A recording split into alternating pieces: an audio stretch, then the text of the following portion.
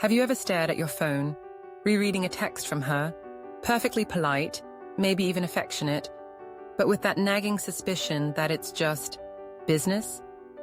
That the warmth in her words is as carefully curated as a five-star hotel experience? Or worse, have you ever left an appointment feeling a little too good, only to later wonder, was that real? Was she, for even a second, actually into me?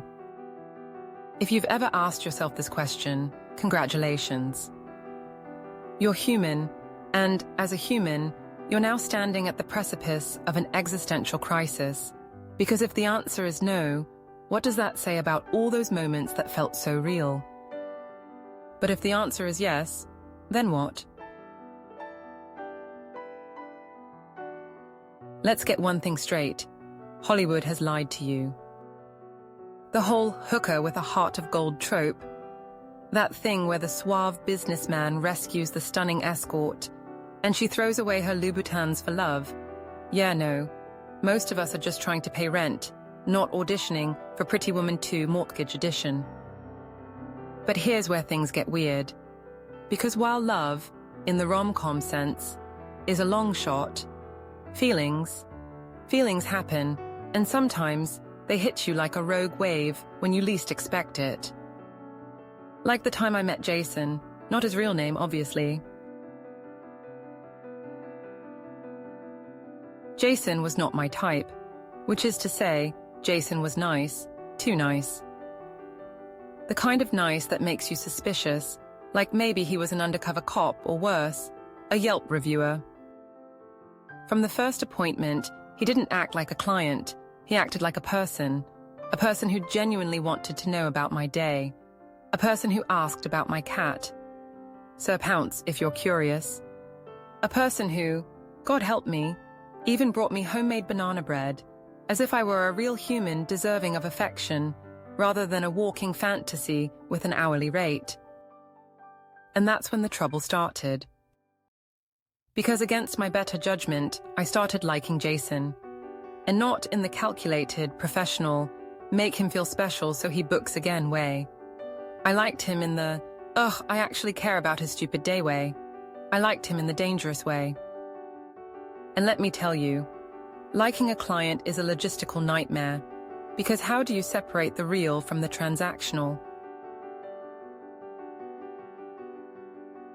I told myself it was nothing, just a passing curiosity. But then came the night he cancelled. No explanation, just a polite, vague message that he'd be out of town. And Rita, I, an emotionally composed professional, sat on my couch, rage-eating an entire bag of flaming hot Cheetos, because how dare he? Did he think he could just not see me? Like I was some disposable service, like I was, oh, right. That's when I realized I was experiencing the classic client delusion, but in reverse. I had convinced myself that the connection was more than what it was, that somehow, in the sacred space of paid intimacy, something real had formed. But had it? Jason came back. He booked again. And when he walked through that door, it was different.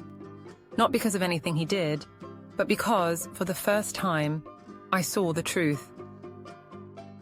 We were both playing a role. He was playing the part of the lonely man looking for connection. And I was playing the woman who gave it to him, convincingly enough that I even fooled myself. Because here's the thing no one tells you.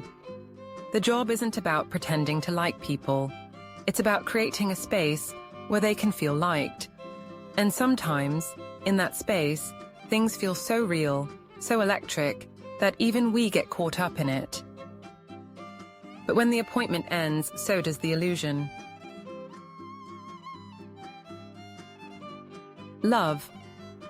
The kind of love where you text, "Good morning," argue about whose turn it is to pick the movie, and grow old together. No. Because relationships, real relationships, are built on something money can't buy. Mutual choice, free from obligation. But connection, affection, moments of genuine warmth, absolutely. And maybe, just maybe, that's enough. So, if you've ever wondered, did she really like me? The answer is yes. In that moment, she did. And in the end, isn't that all any of us really want?